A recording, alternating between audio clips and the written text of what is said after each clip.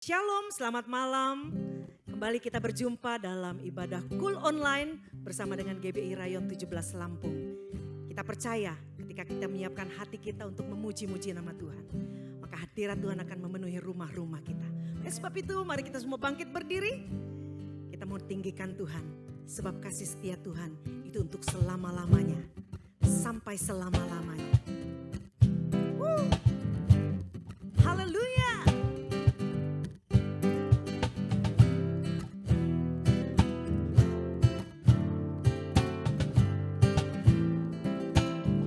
Yuk sama-sama. Betapa dalamnya kasih setiamu, betapa besarnya kebaikanmu, hidupku dipenuhi kemuliaanmu, indahnya oh Yesus Tuhanku. Betapa dalamnya kasih setiamu, betapa besarnya kebaikanmu, hidupku dipenuhi kemuliaanmu, indahnya oh Yesus Tuhanku. Sempurnalah kehidupanku sejak kau hadir dalam hatiku, kau perhatikanku setiap waktu. Oh sungguh indahnya Yesus Tuhanku, betapa dalamnya kasih setiamu, betapa besarnya kebaikanmu, hidupku dipenuhi kemuliaanmu, indahnya oh Yesus Tuhanku. Sempurnalah kehidupanku sejak kau hadir dalam hatiku, kau perhatikanku setiap waktu. Oh sungguh indahnya Yesus Tuhanku. Sempurnalah kehidupanku sejak kau hadir dalam hatiku, kau perhatikanku setiap waktu. Oh sungguh indahnya Yesus Tuhanku, betapa dalamnya kasih setiamu, betapa besarnya kebaikanmu, hidupku dipenuhi kemuliaanmu, indahnya oh Yesus Tuhanku. Kami bersuka cita malam hari ini Tuhan. Setiap kami mengingat kebaikan demi kebaikan Tuhan dalam hidup kami, yang tidak pernah dapat kami ukur. Betapa dalam, betapa lebar kasih-Mu atas setiap kami Tuhan. Oleh sebab itu biarlah malam hari ini setiap kami terus meninggikan Engkau, memuji-muji Engkau.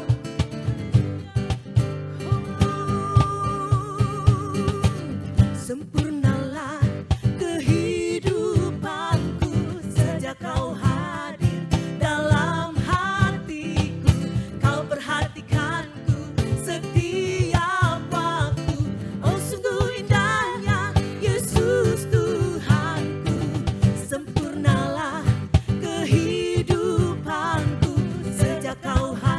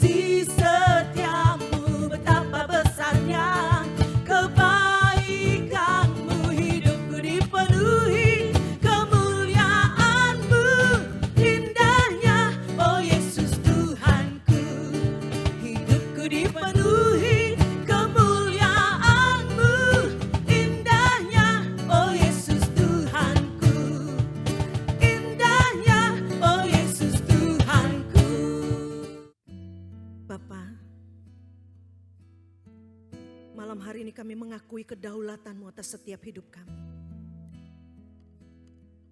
Kami boleh ada sampai malam hari ini Tuhan. Itu semua karena kemurahan-Mu. Itu semua karena anugerah-Mu. Biarlah setiap kami boleh menyadari. Oleh sebab itu biarlah jiwa kami terus memuji-muji Engkau. Biarlah hati kami terus menyembah kepada Tuhan. Terima kasih Apa. Ku ada sebab anugerah-Mu. Ku ada karena kasih-Mu. Tuhan Yesus, ku berterima kasih buat kasih rahmat-Mu. Ku ada sebab anugerah-Mu. Ku ada karena kasih-Mu. Tuhan Yesus, ku berterima kasih buat kasih rahmat-Mu. Terima kasih Yesus, Yesus. Terima kasih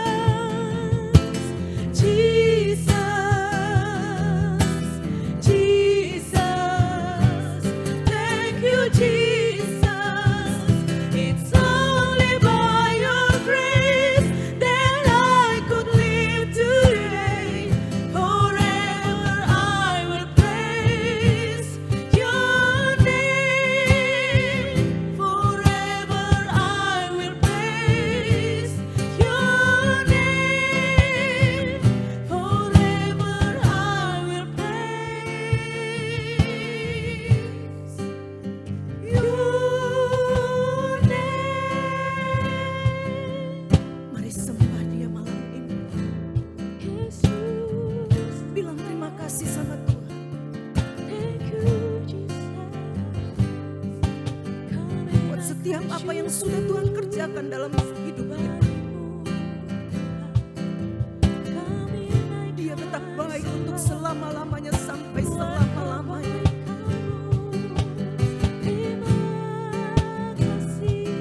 Ini syukur kami malam ini kepada Tuhan. Kami naikkan sembah kami hanya buat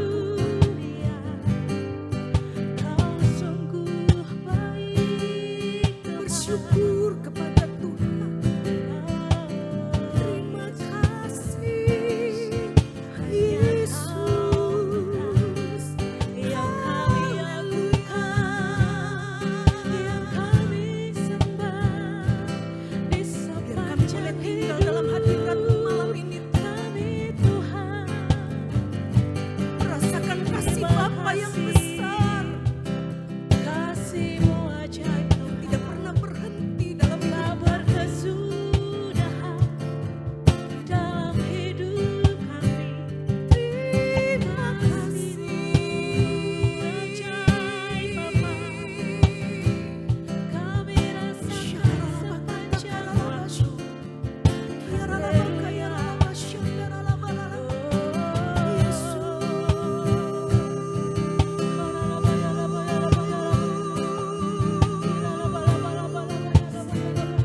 Biar kami terus menyembah-Mu Tuhan, sampai kami merasakan kasih Allah itu mengalir di tengah-tengah kami.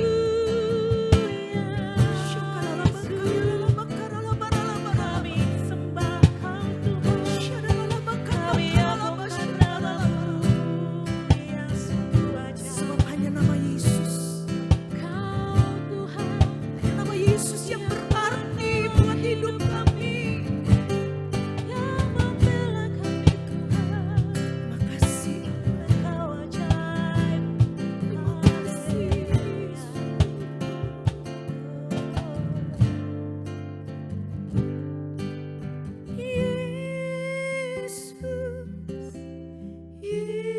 Yesus, Kau berarti bagiku.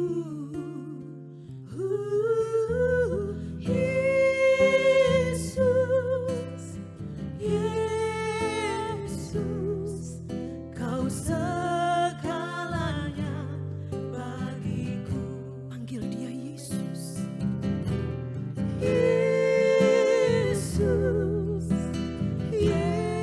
Yesus, Kau berarti bagiku.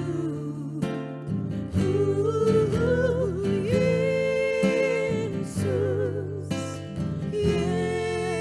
Yesus, Kau segalanya bagiku. Lebih lagi panggil Dia Yesus. Yesus, Yesus, Kau berarti bagiku. Yesus, Yesus, Kau segalanya bagiku. Katakan Kau segalanya, Kau segalanya bagiku. Kau segalanya, Kau segalanya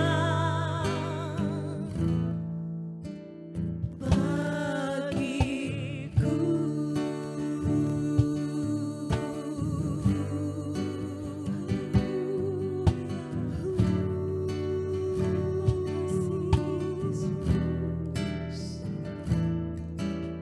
Sampai selama-lamanya Kau tetap segala-galanya buat hidup kami. Sampai selama-lamanya Engkau tetap Tuhan buat jiwa kami. Terima kasih Apa. Kami bersyukur di dalam nama Tuhan Yesus. Amin.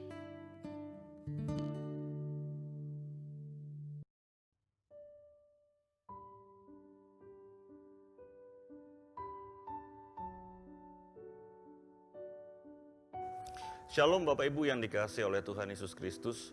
Puji Tuhan, kita kembali boleh bersama-sama berkumpul dan kemudian bersama-sama mengikuti ibadah Cool Online GBI Rayon 17. Kami selalu berdoa untuk Bapak Ibu Saudara sekalian, agar damai sejahtera Tuhan Yesus yang melampaui segala akal, terus memelihara kehidupan kita, hati kita, jiwa kita, pikiran kita.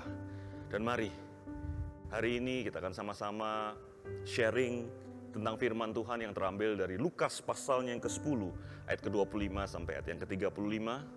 Dan tema sharing kita pada hari ini adalah kasih dan kesempatan. Kasih dan kesempatan. Mari kita siapkan Alkitab kita sama-sama akan baca dari kitab Injil Lukas pasal yang ke-10, ayat ke-25 sampai ayat yang ke-35. Saya akan bacakan buat Bapak, Ibu, Saudara. Lukas pasal yang ke-10 ayat yang ke-25, demikian bunyi firman Tuhan. Pada suatu kali berdirilah seorang ahli Taurat untuk mencobai Yesus. Katanya, "Guru, apa yang harus kuperbuat untuk memperoleh hidup yang kekal?" Jawab Yesus kepadanya, "Apa yang tertulis dalam hukum Taurat? Apa yang kau baca di sana?" Jawab orang itu, "Kasihilah Tuhan Allahmu dengan segenap hatimu dan dengan segenap jiwamu dan dengan segenap kekuatanmu dan dengan segenap akal budimu. Dan kasihilah sesamamu manusia seperti dirimu sendiri." Kata Yesus kepadanya, "Jawabanmu itu benar. Perbuatlah demikian, maka engkau akan hidup." Ayat yang ke-29. Tetapi untuk membenarkan dirinya, orang itu berkata kepada Yesus, "Dan siapakah sesamaku manusia?" Jawab Yesus, "Adalah seorang yang turun dari Yerusalem ke Yeriko. Ia jatuh ke tangan penyamun-penyamun yang bukan saja merampoknya habis-habisan, tetapi yang juga memukulnya, dan yang sesudahnya itu pergi meninggalkannya setengah mati. Kebetulan ada seorang imam turun melalui jalan itu. Ia melihat orang itu, tetapi ia melewatinya dari seberang jalan. Demikian juga seorang Lewi datang ke tempat itu. Ketika ia melihat orang itu, ia melewatinya dari seberang jalan." Ayat yang ke-33. Lalu datanglah seorang Samaria yang sedang dalam perjalanan ke tempat itu. Dan ketika ia melihat orang itu, tergeraklah hatinya oleh belas kasihan. Ia pergi kepadanya, lalu membalut luka-lukanya. Sesudah ia menyiramkannya dengan minyak dan anggur. Kemudian ia menaikkan orang itu ke atas kuda keledai tunggangannya sendiri.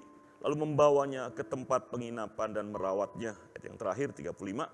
Keesokan harinya ia menyerahkan 2 dinar kepada pemilik penginapan itu. Katanya, "Rawatlah dia. Dan jika kau belanjakan lebih dari ini, aku akan menggantinya waktu aku kembali."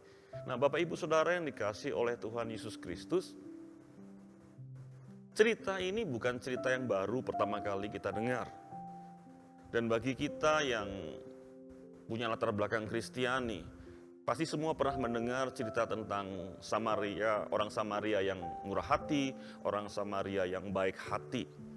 Dan kita tahu semua cerita ini, bahkan mungkin di sekolah minggu kita berkali-kali mendengarkan cerita yang sama.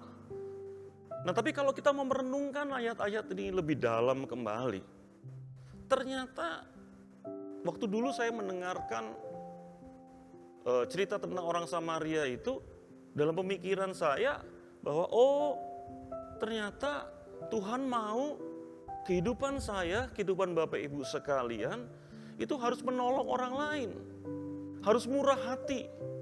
Artinya kalau kita menolong orang lain sebagai sesama kita, jangan melihat latar belakangnya, jangan melihat pendidikannya, jangan melihat status sosial ekonominya, jangan melihat sukunya, dan seterusnya dan seterusnya. Kalau mau tolong ya tolong saja. Tetapi ternyata dalam perjalanan waktu kita mulai merenungkan firman ini, ternyata tidak sekedar bicara bagaimana kita harus jadi orang yang murah hati, tidak sekedar bicara bagaimana kita menjadi orang yang baik hati. Ternyata ini ada satu peringatan yang keras dari Tuhan Yesus kepada saya, kepada keluarga saya, kepada Bapak Ibu Saudara sekalian, dan yang mendengar saat itu. Yaitu tentang bagaimana kita masuk ke dalam kerajaan sorga. Bagaimana saya dan saudara menerima hidup yang kekal. Karena cerita ini dimulai bukan tentang orang Samarianya. Tapi cerita ini dimulai dengan pertanyaan seorang ahli Taurat kepada Tuhan Yesus. Dia tanya begini, "Guru, apa yang harus kuperbuat untuk memperoleh hidup yang kekal?" Artinya Cerita tentang orang Samaria ini sedang menceritakan penegasan dari Tuhan Yesus kepada saya dan saudara bahwa kalau kita mau masuk dalam kerajaan sorga, kalau kita mau memperoleh hidup yang kekal, kita harus melakukan paket kasih lengkap, atau paling mudahnya dikatakan PKK, paket kasih lengkap. Artinya apa? Paket kasih lengkap itu kita mengasihi Allah, mengasihi sesama. Dikatakan kasihlah Tuhan Allahmu dengan segenap hatimu, dengan segenap jiwamu, dengan segenap kekuatanmu, dengan segenap akal budimu. Dan yang kedua paketnya adalah kasihlah sesamamu manusia seperti dirimu sendiri. Nah, PKK atau paket kasih lengkap ini adalah satu-satunya syarat mutlak untuk menerima hidup yang kekal. Ini kata Tuhan Yesus, bukan kata saya. Nah, tapi seringkali maaf, kita ini kalau nggak ekstrim kiri, ekstrim kanan. Ada yang bilang begini, Pak, saya sangat mengasihi Tuhan. Karena Tuhan ini nggak pernah tinggalkan saya. Karena Tuhan ini sangat setia sama saya. Dia nggak pernah fitnah saya. Dia nggak pernah membuat saya kecewa. Tapi maaf, saya nggak bisa mengasihi suami saya yang sudah mengkhianati saya. Maaf, saya nggak bisa mengasihi istri saya seperti dulu lagi karena saya pernah dilecehkan, pernah diremehkan. Saya nggak bisa mengasihi saudara saya lagi karena saudara saya itu pinjam uang 200 juta, katanya dibalikan 1 minggu, sudah 5 tahun nggak dipulangin. Saya nggak bisa lagi mengasihi sahabat saya karena kalau waktu saya kaya, dia selalu ada di dekat saya, selalu pinjam uang saya, tapi waktu saya bisnisnya runtuh, bisnisnya bangkrut, tiba-tiba dia hilang, telepon pun gak diangkat.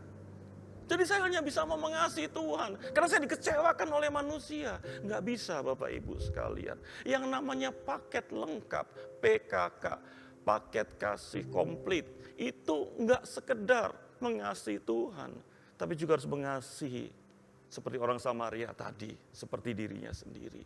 Atau ekstrim yang berikutnya adalah kita katakan bahwa Tuhan itu kan gak kelihatan. Semua Tuhan sama. Semua agama sama. Kan banyak jalan menuju Roma. Kan semua mengajarkan kebaikan. Jadi, sudahlah. Yang penting saya tidak menyakiti orang lain. Saya rajin berbuat baik. Saya menolong orang lain. Itu sudah cukup. Enggak, saudara. Yang namanya kasih harus komplit. PKK, paket kasih komplit. Artinya kita mengasihi Tuhan, juga mengasihi sesama. Nggak bisa hanya Tuhan meninggalkan sesama, atau mengasihi sesama meninggalkan Tuhan. Loh, ada ayatnya? Ada. Dalam Yohanes 3:16, Bapa di sorga bilang begini, kalau engkau mau selamat, terima Yesus sebagai Tuhan dan Juru Selamat. Artinya, kalau mau hidup yang kekal, PKK ini harus dijalankan.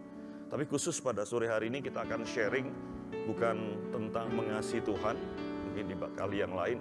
Tapi kita akan masuk lebih dalam lagi tentang mengasihi sesama. Tuhan Yesus pakai perumpamaan tentang orang Samaria. Nah, apa sih yang kita bisa pelajari dengan cerita orang Samaria ini? Apa yang kita bisa sharingkan tentang orang Samaria ini? Ada 2 hal Bapak Ibu sekalian. Jadi yang pertama kita bicara dulu, ini semua yang hadir pasti anggota cool. Cool itu bukan cool gitu ya, atau apa ya, santai atau bukan. Tapi cool ini sebenarnya singkatan, semua juga sudah tahu. Community of love, community of love. Artinya satu komunitas yang didirikan dasarnya adalah kasih, yang menyatukan adalah kasih. Nah, saya teringat suatu ketika saya baca di satu artikel, ada namanya Raja Basa Gowes Community, ya. Raja Basa Gowes Community. Nah, kalau mendengarkan kata-kata Raja Basa Gowes Community, pasti dalam pikiran kita ini kumpulan orang-orang yang tinggal di daerah Raja Basa, ya, yang hobinya naik sepeda. Gowes sepeda. Dan alat pemersatu mereka adalah sepeda.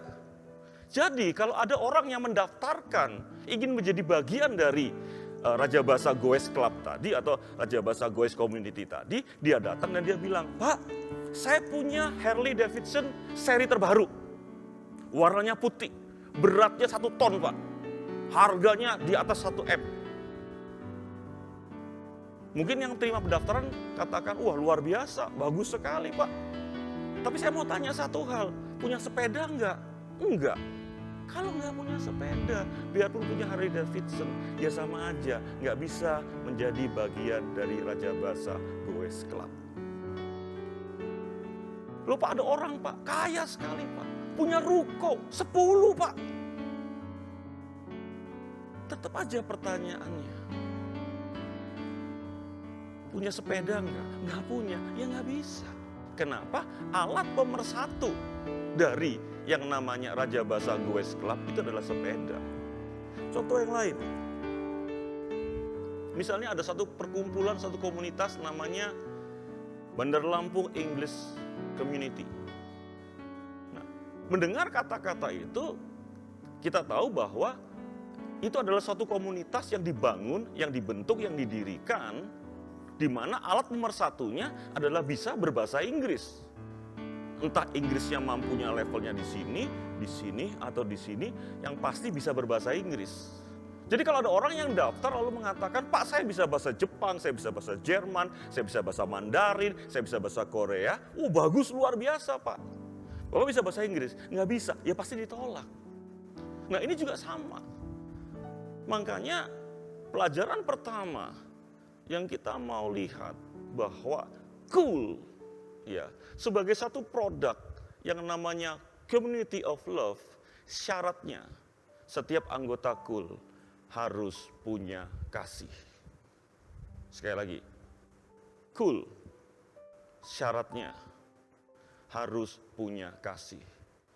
Jadi, kalau anggota coolnya orang-orang yang kaya, puji Tuhan. Anggota coolnya orangnya ganteng-ganteng, puji Tuhan. Kalau pinter masak semua, puji Tuhan. Punya sepeda Brompton, terus apalagi itu? Hummingbird, yang jos-jos gitu. Ya puji Tuhan. Tetapi tidak ada artinya, ya, kalau nggak punya kasih. Kalau anggotanya pinter khotbah, puji Tuhan. Kalau anggotanya punya kemampuan menelaah Alkitab, puji Tuhan. Hafal Alkitab, puji Tuhan. Sudah 50 kali baca Alkitab bolak-balik, puji Tuhan. Tapi syarat utamanya bukan itu. Syarat utamanya, Community of Love, setiap anggotanya harus punya kasih. Itu pelajaran pertama yang kita mau renungkan, kita mau sharingkan. Nah, saya ingat teman saya, dia anggota suatu Goes Club, saya nggak bisa sebutkan namanya. Dia bilang gini, "Pak Stefanus, waktu pertama kali saya masuk jadi anggota, itu saya goes, yang belum tahu goes itu ini ya, mengayuh sepeda ya, bahasa goes itu bahasa atau bahasa apa itu ya. Tapi sebetulnya itu mengayuh sepeda ya, sepeda angin. Nah, waktu saya pertama kali menggoes sepeda, baru jalan 10 km saya sudah nggak tahan. Paha saya sakit, betis saya sakit, bahkan pinggang saya sakit, punggung saya sakit, leher saya sakit, tangan saya juga sakit. 3 hari baru selesai sakit. Oh iya? Iya. Tapi setelah lebih dari 1 tahun, kira-kira 1,5 tahun, saya melakukan dengan klub, tambah lama, tambah jauh. Kemarin kita bersepeda rame-rame, 80 km. Supir saya suruh ikut dari belakang. Semua anggotanya lulus 80 km dan dengan bangga dia cerita. Artinya apa? Waktu kita masuk ke dalam satu klub, waktu kita masuk dalam satu komunitas, harusnya yang menjadi alat pemersatunya. Kalau tadi cara bersepeda tadi, kemampuannya harusnya semakin lama semakin meningkat. Nah demikian juga para anggota cool. Harusnya kasihnya waktu masuk ke cool ya, waktu pertama kali masuk dengan yang 3 tahun, yang 5 tahun harusnya naik. Kalau dulu mungkin waktu masuk cool, ya masih pemarah, ya gampang tersinggung, nggak bisa ngampuni. Ya setelah 1 tahun sudah mulai bisa ngampuni. Kalau yang masih kecewa dengan anggota coolnya yang lain, setelah 2 tahun ya meningkat kasihnya. Jadi syarat pertama dari sharing kita, setiap anggota KUL harus punya kasih. Dan kasihnya dari waktu ke waktu harus meningkat. Nah, sebagai bahan sharing, kalau Bapak, Ibu, Saudara di rumah punya bolpen, ada catatan, ada selipan kertas di Alkitab, tolong tulis. Yang pertama, menurut Bapak Ibu sebagai bahan sharing ini ya, bisa di-sharingkan dengan sesama anggota, bisa di-sharingkan dengan gembala KUL-nya, ya. Coba Bapak Ibu tulis 3 kasih yang paling utama, ya, 3 bentuk kasih yang paling utama yang harus dimiliki oleh setiap anggota KUL. Referensinya bisa diambil dari 1 Korintus pasal yang ke-13. Nanti di sana ada berbagai macam bentuk kasih. Nah, sebutkan 3 yang menurut Bapak Ibu yang paling utama. Dan kemudian bagian yang kedua, tolong juga Bapak Ibu tulis sebagai renungan pribadi, nggak perlu di-share-kan. Setelah Bapak Ibu 1 tahun dalam KUL, 2 tahun dalam KUL, 5 tahun dalam KUL, kira-kira kasih mana yang semakin meningkat? Bahkan bentuk-bentuk kasih baru apa yang Tuhan izinkan terjadi dalam kehidupan Bapak Ibu. Dan saya rindu dalam sharing kita pada hari ini, setiap kita yang menjadi anggota KUL Rayon 17, kasihnya semakin bertambah dan bertambah dan bertambah. Dan bukan sekedar itu. Bukan sekedar bentuknya yang bertambah, intensitasnya juga. Kalau dulu, ya, waktu kita datang ke KUL, mungkin kita hanya salaman, kita hanya peluk. Kasih kita, perhatian kita di level itu. Tapi harusnya setelah 2 tahun, 3 tahun, tidak sekedar salaman, tidak sekedar peluk. Karena sekarang juga nggak boleh karena COVID dan kita tidak ada. Tapi minimal, waktu engkau dengar, ada saudaramu yang mengalami kesulitan, ada saudaramu yang mengalami masalah, angkat teleponmu, telepon dia, tunjukkan kasihmu. Jadi bagian yang pertama yang kita mau pelajari tentang kasih sesama. Yang pertama, setiap anggota KUL syaratnya wajib punya kasih. Nah, sekarang bagian yang kedua.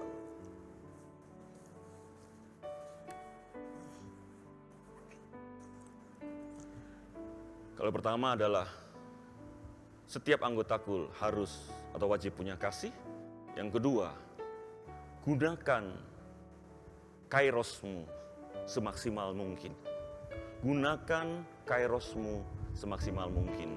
Bapak Ibu Saudara yang dikasihi oleh Tuhan Yesus, dalam kata Yunani kuno, kata waktu itu terbagi menjadi 2. Satu adalah kronos, yang kedua adalah kairos. Kronos itu apa? Kronos itu adalah waktu yang terus berjalan, waktu yang terus mengalir, itu namanya kronos. Sedangkan kairos itu adalah kesempatan dan kesempatan yang Tuhan berikan buat saya dan saudara.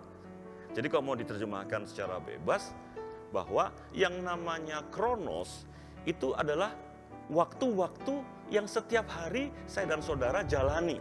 Dan biasanya itu akan selalu berulang. Contoh misalnya hari ini, sekarang kita ada di jam 7 malam.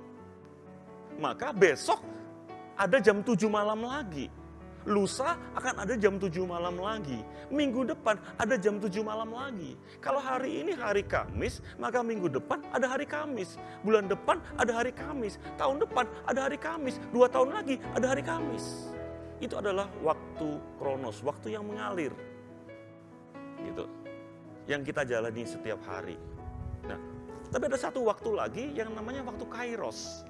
Nah, waktu kairos ini sebenarnya adalah, arti kata kairos itu adalah kesempatan yang tepat. Ya, arti katanya adalah kesempatan yang tepat atau kesempatan yang benar. Itu merupakan kesempatan. Nah, kesempatan itu ada yang bisa berulang, ada yang cuma 1 kali. Sebagai contoh, kalau kita misalnya tes masuk ke dalam sebuah perusahaan atau tes masuk ke dalam perguruan tinggi negeri.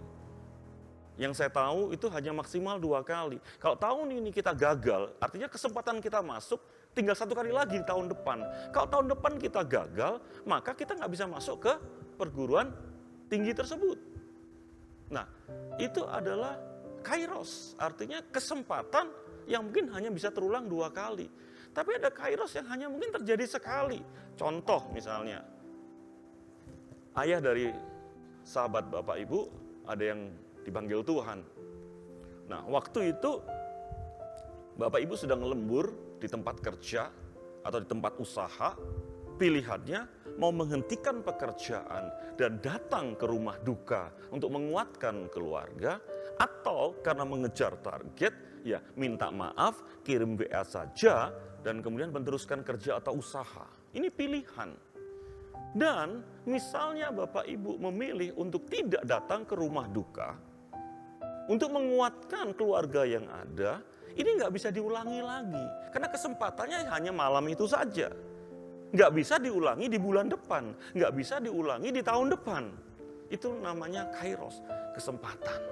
Nah, Bapak Ibu yang dikasihi Tuhan, dari ayat-ayat yang kita baca, itu ada 3 orang yang memiliki kronos yang sama, memiliki kairos yang sama, tapi hasilnya berbeda. Orang pertama adalah sang imam. Dikatakan dia dalam perjalanan dari Yerusalem ke Yeriko, karena turun. Kalau turun itu pasti dari Yerusalem ke Yeriko. Nah, waktu dia jalan dia lihat. Nah, karena ini mereka pada hari yang sama, berarti kronosnya sama. Nah, kemudian di saat dia jalan, tiba-tiba di tempat yang sepi dia melihat ada seorang bermandikan darah tergeletak. Tapi dari kondisinya ini pasti orang Yahudi. Nah, waktu dia melihat seperti itu, sebenarnya di titik itu dia selain menjalankan kronos, dia punya kairos. Tapi dia memilih untuk tidak mengambil kesempatan itu. Bahkan dikatakan dia pindah ke sebelah sana lalu dia tetap jalan. Orang kedua adalah orang Lewi. Nah, orang ini juga jalan, punya kronos yang sama, dan waktu dia melihat orang yang terluka tadi, orang yang dirampok tadi, dia punya kairos yang sama untuk menolong, untuk menunjukkan kasihnya. Tapi sekali lagi dia memilih untuk melewati kairos dia atau kesempatan dia untuk menolong. Apapun alasannya. Nah, baru orang Samaria itu dengan kronos yang sama, di waktu yang dijalani sama, tapi waktu dia mendapatkan kairos, kesempatan untuk menolong, dia menolong. Dan kita tahu, di mata Tuhan Yesus, kalau mau masuk kerajaan sorga, kalau mau hidup yang kekal, menjadi bagian dari kita, itu harus PKK, paket kasih komplit. Artinya, Tuhan Yesus mau bilang begini, biarpun yang namanya si imam tadi, di mata manusia, di mata orang Yahudi lain, kedudukannya tinggi, tetapi karena dia tidak sekali lagi mengasihi sesamanya, menggunakan kairosnya dengan benar, ya maaf, tidak mendapatkan hidup yang kekal. Demikian juga dengan orang Lewi. Ya, melayani Tuhan di bait Allah, kerohaniannya pasti tinggi. Tapi sekali lagi, dalam waktu kronos yang dia jalani, mendapatkan kairos atau kesempatan untuk mengasihi, dia lewati itu, maka dia juga tidak mendapatkan kehidupan yang kekal. Berbeda dengan orang Samaria, yang mungkin secara kerohanian dianggap paling bawah, yang dianggap tidak sebanding dengan orang-orang Yahudi saat itu. Tapi Tuhan Yesus mengajarkan, waktu orang ini dalam kairosnya, menolong, sekali lagi, orang yang terluka tadi, bahkan tidak sekedar menolong, nolongnya tuntas. Maka Tuhan Yesus bilang, orang ini layak masuk ke dalam kerajaan sorga. Nah, Bapak Ibu, ini perlu kita sharingkan, perlu kita dalami. Mungkin ada beberapa di antara kita, masa Tuhan sejahat itu sih? Masa Tuhan kok tega begitu sih? Loh, ini firman Tuhan yang wajib kita sharingkan, wajib kita renungkan sama-sama.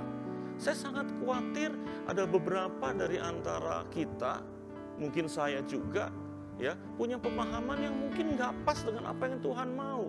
Mari, ada satu peringatan yang sangat menakutkan saya, itu dari Matius pasal yang ke-25, ayat ke-41 sampai 46. Saya bacakan buat saudara.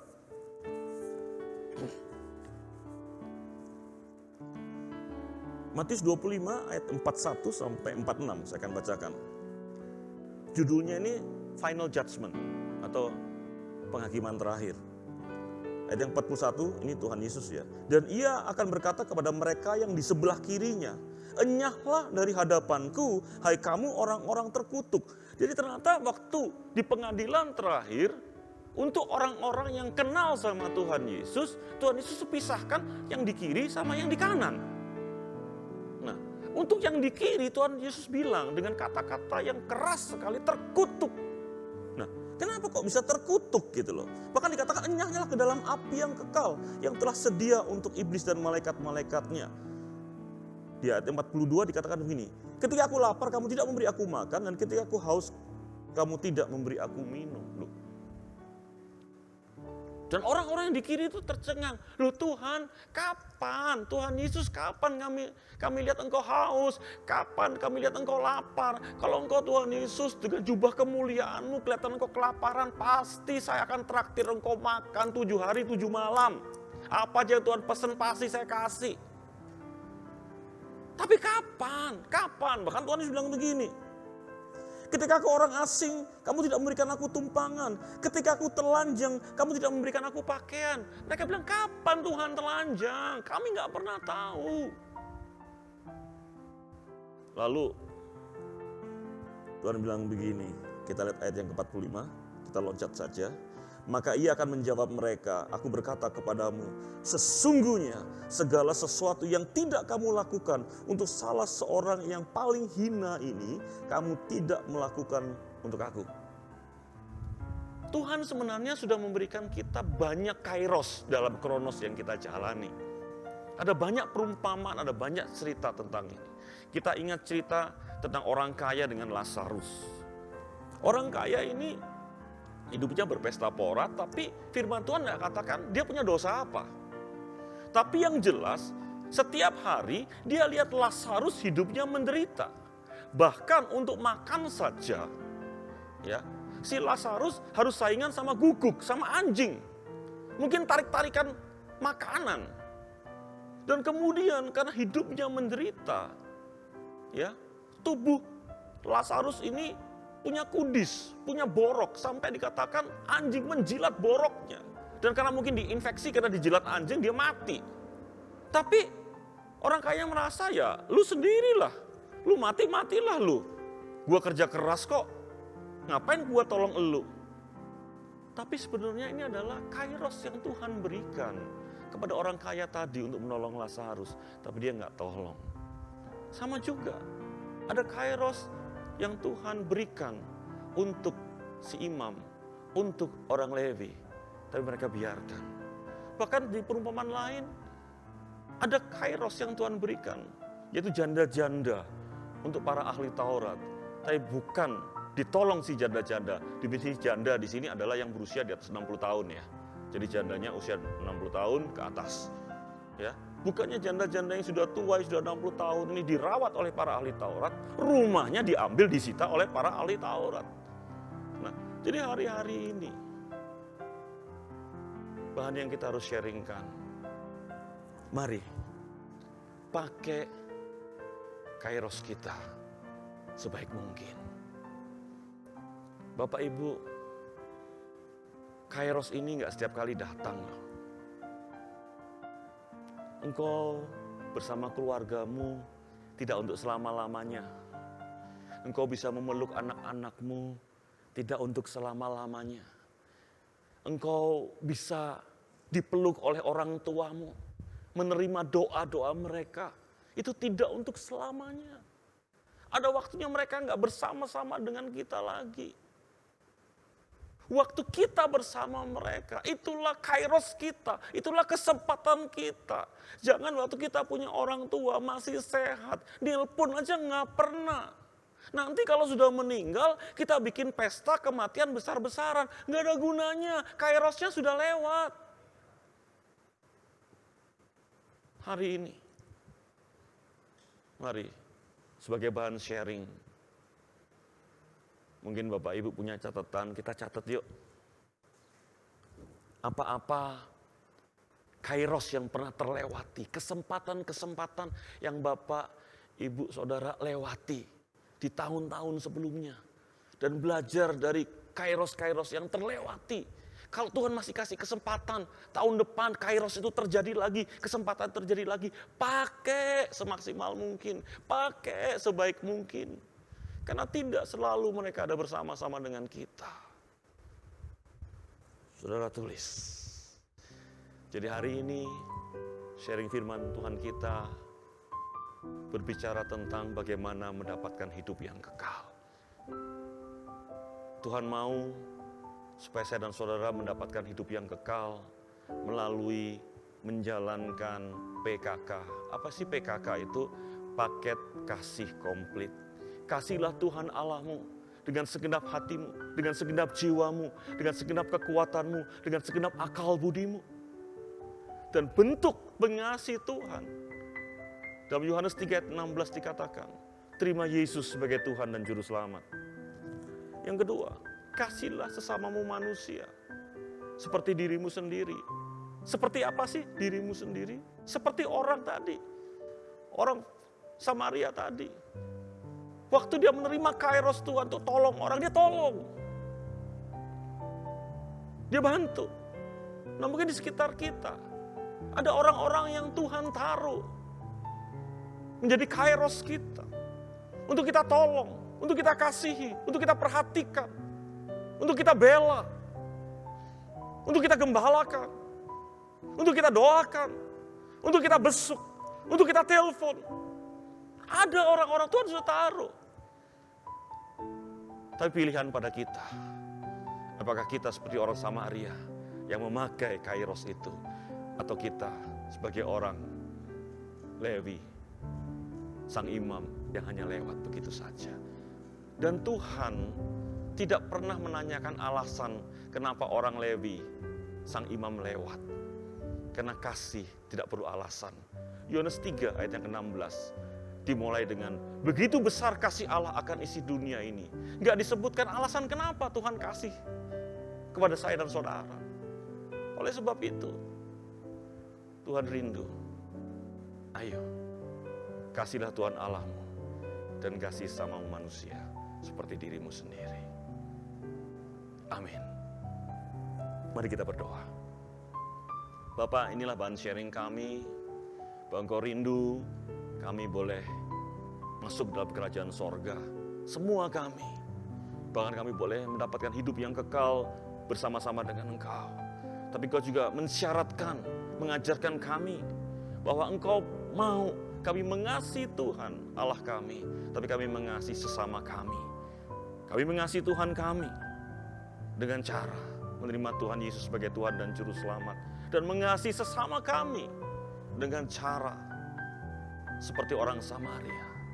Dan kalau kami sudah punya kelompok yang namanya Kul, maka biarlah Kul ini menjadi tempat kami berlatih menerapkan kasih kami untuk sesama. Mungkin seringkali justru dalam Kul kami terluka oleh sikap beberapa teman kami yang justru menggunakan kami, memanipulasi kami, dan bahkan mengata-ngatai kami. Tapi justru di Kul kami mau kasih kami semakin lama semakin besar, semakin lama semakin besar, dan semakin besar, dan semakin besar. Dan kami juga mau menggunakan kairos, kesempatan yang Tuhan berikan untuk membagikan kasih kami kepada orang-orang di sekitar kami, kepada anggota-anggota Kul yang lain, kepada papa mama kami, kepada anak-anak kami, kepada saudara-saudara kami, kepada sahabat-sahabat kami. Terima kasih Tuhan Yesus. Berkati sharing kami pada malam hari ini. Di dalam nama Tuhan Yesus kami sudah berdoa dan mengucap syukur. Mari sama-sama kita katakan amin.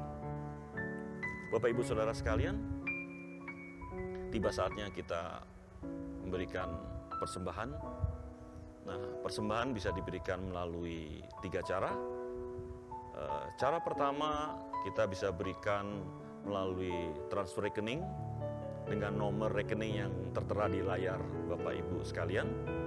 Cara kedua kita bisa melakukan dengan scanning pada QRIS yang juga ada pada layar Bapak Ibu sekalian. Atau cara ketiga Bapak Ibu bisa memasukkan persembahan Bapak Ibu ke dalam amplop persembahan. Dan kalau Bapak Ibu kebetulan lewat di Gereja Bethel Indonesia Malayati, silahkan mampir karena di ruang pembicara sudah disediakan kotak. Silahkan masukkan persembahan Bapak Ibu Saudara ke tempat tersebut. Mari kita akan berdoa untuk persembahan kita dan sekaligus kita akan berdoa tutup sharing kita malam ini di Kul. Mari kita berdoa. Bapak, kami bersyukur untuk malam hari ini, untuk kasih-Mu, untuk penyertaan-Mu yang luar biasa. Biarlah kami mau belajar untuk mengasihi Tuhan dengan segenap hati kami dan mengasihi sesama kami seperti diri kami sendiri.